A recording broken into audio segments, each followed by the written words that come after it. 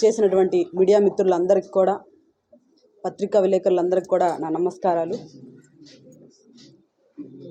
ఈ సమావేశం ముఖ్య ఉద్దేశం ఏంటంటే, వైఎస్ఆర్ కాంగ్రెస్ పార్టీకి రాజీనామా చేయాలి అని ఈరోజు ఈ మీడియా సమావేశాన్ని పెట్టడం జరిగింది.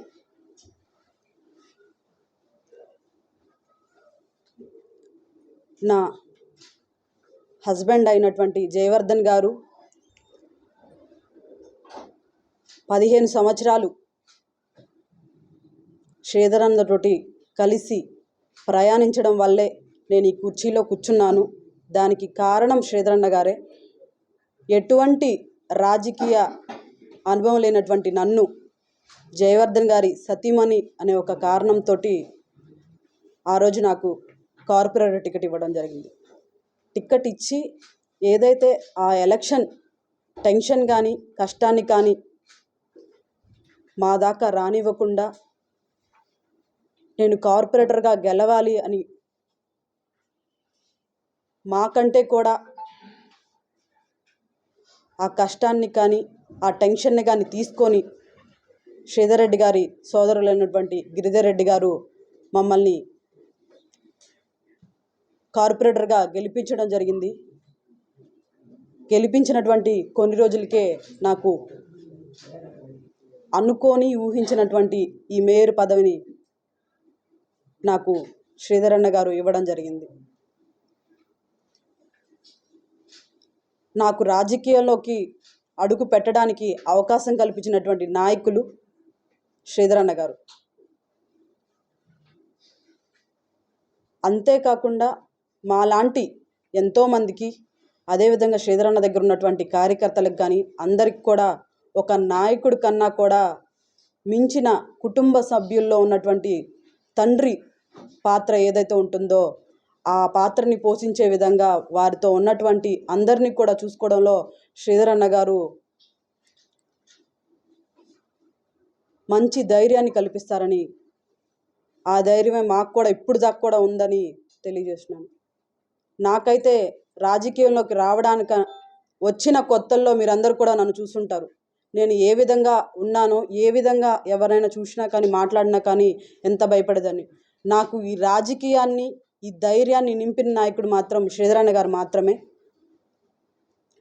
మీరు చూసుకుంటే మేము శ్రీధర్ అన్న ఎప్పుడైతే అధికార పక్షాన్ని వదిలేసి ప్రతిపక్షానికి వెళ్ళారో మేము కూడా శ్రీధర్ అన్నతోటే వెళ్ళడం జరిగింది.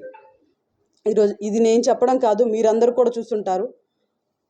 ఆ రోజు నేను శ్రీధర్ అన్న పక్కన కూర్చొని శ్రీధర్ అన్న చెప్పితే నా మేయర్ పదవికైనా రాజీనామా చేయాలి, చేస్తాను, అది కూడా బాధతో కాదు సంతోషంగా అని మీ అందరికి కూడా చెప్పి ఉన్నాను.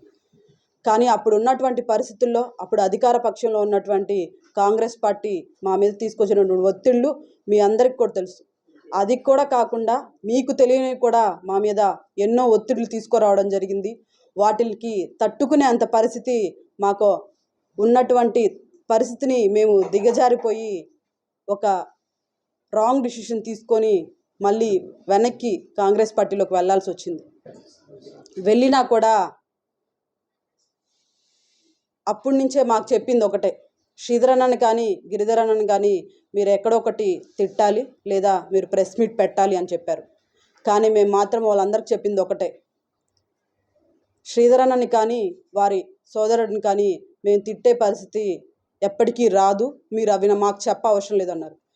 వాళ్ళు అప్పటికి కూడా వదలకుండా మాకు ఒకటే చెప్పారు, ఎవరైనా తిట్టి ఉంటారు కదా శ్రీధర్ అన్నని కానీ వారి సోదరుడిని కానీ, వాటిల్ని లింక్ మాకు పెట్టి మీ ఫేస్బుక్లో కానీ వాట్సాప్ స్టేటస్లో కానీ పెట్టాలని కూడా వాళ్ళు మాకు ఒత్తిడి చేశారు. మాకు శ్రీధర్ అన్న మీద ఉన్నటువంటి అభిమానం మేము ఎప్పుడు ఆ పని చేయడానికి మేము ఎప్పుడు ఆలోచించలేదు. శ్రీధర్ అన్నను తిట్టడానికి కానీ ఆయన గురించి చెడ్డగా అనుకోవడానికి కూడా మేము ఎప్పుడు ఆలోచన చేయలేదని మీ అందరికి కూడా తెలియజేసినాను. ఇది నేను చెప్పడం కాదు, మీరు ఎక్కడైనా గతంలో కానీ ఎప్పుడైనా కానీ ఒక్కసారి ఆలోచించుకోండి. నేను ఎక్కడైనా మాట్లాడినా కూడా శ్రీధర్ అన్న గురించి ఒక పల్లెత్తి మాట్లాడే పరిస్థితి మాది కాదు. మళ్ళీ ఇప్పుడు శ్రీధర్ అన్నని రూరల్ ప్రజలందరూ కూడా ఘన విజయాన్ని అందించినందుకు ఆనందపడి సంతోషపడే వాళ్ళలో మేము ముందుంటామని మీ అందరికి కూడా తెలియజేస్తున్నాను. ఇప్పుడు మేము ఒకటే శ్రీధరన్నని కానీ కోరుకునేది, మేము చేసినటువంటి కుటుంబ పెద్దగా ఉన్నటువంటి శ్రీధరన్నని కానీ మమ్మల్ని మళ్ళీ మేము చేసినటువంటి తప్పుని వారికి కూడా తెలుసు, మీ అందరికి కూడా తెలుసు ఎటువంటి సిచ్యువేషన్స్లో మేము వెనక్కి వెళ్ళాల్సి వచ్చిందనేది. మేము చేసిన తప్పుని మన్నించి మళ్ళీ మమ్మల్ని హక్కును చేర్చుకుంటారని మేము శ్రీధరన్నని మనస్ఫూర్తిగా ఈ పత్రికా విలేకరుల ముందు కోరడం జరుగుతుంది. అదేవిధంగా శ్రీధరన్న కానీ వారి కుటుంబ సభ్యులు కానీ గిరిధరన్న కానీ మమ్మల్ని ఏ విధంగా చూసుకున్నారన్నది మాకే తెలుసు. వారి కుటుంబ సభ్యుల్లో ఉన్న వాళ్ళకంటే మమ్మల్ని బాగా చూసుకున్నారన్నది మాకు తెలుసు. మేము ఒకటే కోరుకున్నాం, శ్రీధరన్నని కానీ గిరిధరన్నని కానీ వారి కుటుంబ సభ్యులందరినీ కూడా మేము చేసినటువంటి తప్పుని మన్నించి నేర్చుకోవాలని మేము మనస్ఫూర్తిగా కోరుకుంటూ ఈరోజు ఈ మీడియా సమావేశాన్ని పెట్టడానికి కారణం అదే అని మీ అందరికి కూడా తెలియజేసుకుంటూ, వైఎస్ఆర్ కాంగ్రెస్ పార్టీకి రాజీనామా చేయాలని ఒక ఆలోచనతో కూడా పెట్టడం జరిగిందని కూడా మీ అందరికి కూడా తెలియజేసుకుంటూ, శ్రీధరన్న మళ్ళీ మమ్మల్ని హక్కును చేర్చుకోవాలని మేమందరం కోరుకుంటూ సెలవు. నేర్చుకుంటారని నమ్మకం ఉంది మేడం. అంటే కష్టకాలం వదిలేశారు కదా, అంటే ఇప్పుడు ఒత్తిడిలో అన్నారు, కేసులు అన్నారు, అయినా కూడా కొందరు కేసులు దాకా పెట్టించుకున్నారు, జైలు కూడా పెట్టించుకున్నారు. మీరు మాత్రం అలాంటి పరిస్థితి లేకుండా మీరు కష్టకాలంలో రోడ్డును వదిలేశారు. మీరు అవ్వాలి మీకు అందరం ఇచ్చినటువంటి శ్రీధరన్ని మీరు నడి రోడ్లో వదిలేశారు కష్టకాలంలో. ఇప్పుడు మళ్ళీ వస్తున్నాం మేము, అధికారం వచ్చింది కాబట్టి అంటారు. దీనికి మీరు ఇచ్చే సమాధానం మేము మీరు ప్లీజ్ రిక్వెస్ట్ చెప్తాను. నేను చెప్తాను తర్వాత మేయర్ గారు కూడా ప్లీజ్ రిక్వెస్ట్ మేము ఒకటే చెప్తున్నాం, అధికారం కోసం ఆ రోజు మేము పాకులాడలేదు. నా గురించి మా సతీమణి శ్రవంతి గారి గురించి మీ అందరికి కూడా తెలుసు.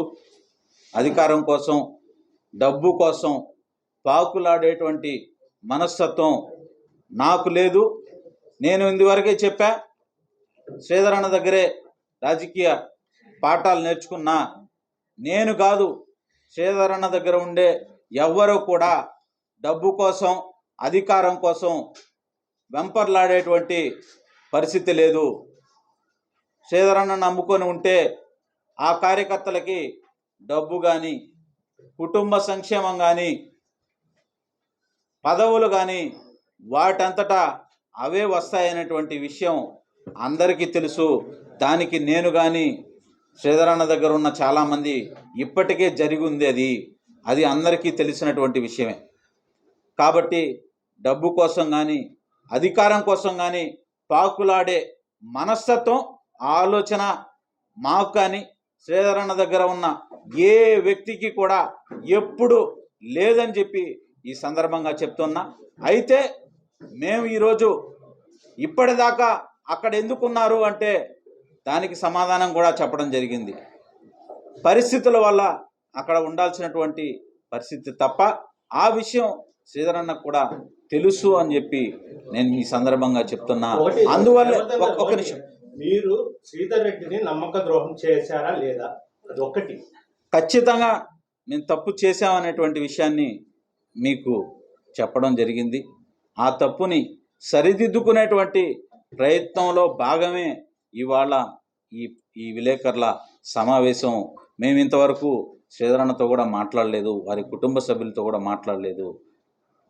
ఆ అవకాశం కల్పించమని కోరుకుంటున్నాం తప్ప మమ్మల్ని వారు అంతకుముందు ఒక కుటుంబ సభ్యుడిగా ఏ విధంగా 15 సంవత్సరాలు చూసుకున్నారో అది చేయమని, అది ఆ అవకాశం కల్పించమని మాత్రమే మేము అడుగుతున్నాం.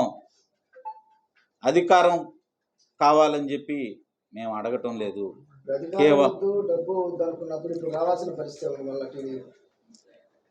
మేము ఇప్పటి వరకు ఎందుకు రాలేదు అంటే అప్పుడు ఉన్నటువంటి అధికార పార్టీ కల్పించినటువంటి పరిస్థితుల వల్లనే మేము అక్కడ ఉండడం జరిగింది, అంతేకాని వేరే ఉద్దేశం లేదు. మేయర్ గారు, కార్పొరేషన్లో కమిషనర్ గారు సంతకం ఫోర్జరీ జరిగినటువంటి ఒక విషయం ఈరోజు గత 5 రోజులుగా కూడాను ఆరోపణలు వచ్చింది నా మీద. అదే చెప్తారు మేయర్ గారు. అంటే ఆరోపణలు వచ్చింది, ఆ ఆరోపణలు వచ్చింది మేయర్ గారి మీద కాదు, మేయర్ గారి భర్త అయినటువంటి జయవర్ధన్ మేయర్ గారి భర్త అయినటువంటి జయవర్ధన్ మీద ఆ ఆరోపణలు రావడం జరిగింది. ఆ ఆరోపణల్ని నేను తీవ్రంగా తప్పుపడుతూ ఉన్నా. అది పూర్తిగా అవాస్తవం. నాకు ఎంత శక్తి సామర్థ్యాలు ఉన్నాయో నేను మీకు చెప్పాల్సిన అవసరం లేదు.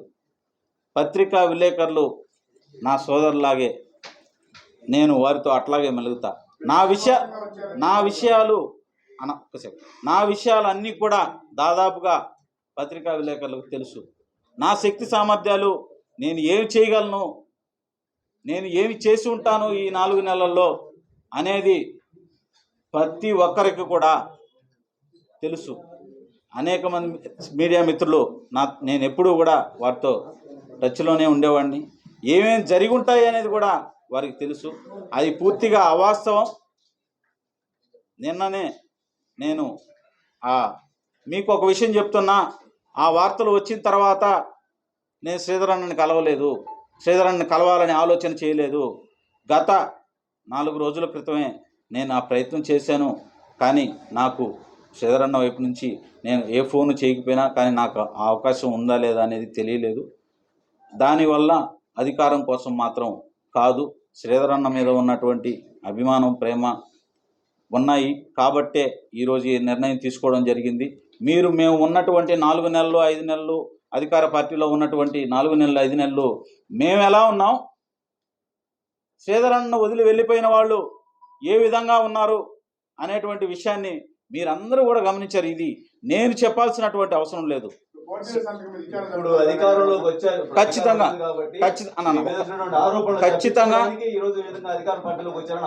నేను అధికార పార్టీలోకి రాలేదు, నేను అధికార పార్టీలో చేరడం లేదు, నేను తెలుగుదేశం పార్టీలో చేరడం లేదు.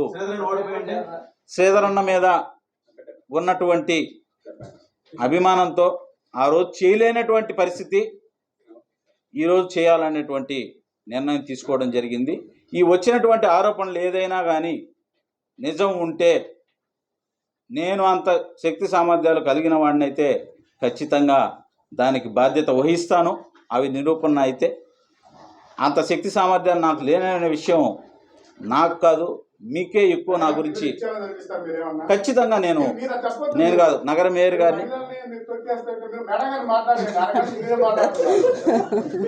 అంటే ఆరోపణలు వచ్చింది చెప్పండి, అదే దాని మీద ఖచ్చితంగా విచారణ చేస్తాము.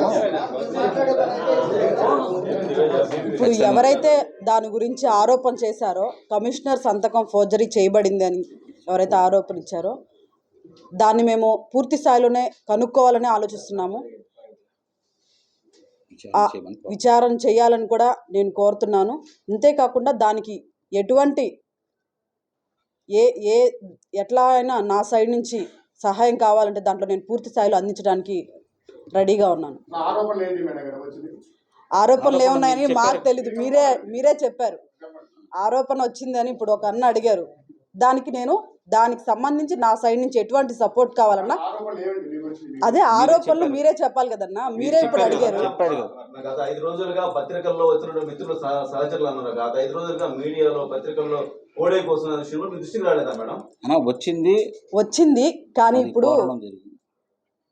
చేసుంటే ఆలోచించాలన్నా. ఒకటి దొంగ ఎవరు అంటే తౌడుకునే అవసరం మాకు లేదు కదన్నా. అది ఒకటి మీడియాలో వచ్చినటువంటి విషయం అందరికీ తెలుసు, ఓకేనా. వాటి మీద విచారణ చేయమని నగర మేయర్ గారు అధికారులను కూడా కోరడం జరిగింది. వచ్చినటువంటి విషయాలు ఏవైతే ఉన్నాయో వాటన్నిటినీ కూడా పరిశీలించమని చెప్పి అధికారులను కోరడం జరిగింది. దానిలో ఖచ్చితంగా నా పాత్ర ఉంటే దేనికైనా ఏ శిక్షకైనా నేను సిద్ధం, దానిలో డౌట్ ఏం లేదు. నేను ఈరోజు శ్రీధరన్నని మన్నించి హక్కును చేర్చుకోమని మాత్రమే కోరడం జరిగింది. ఈరోజు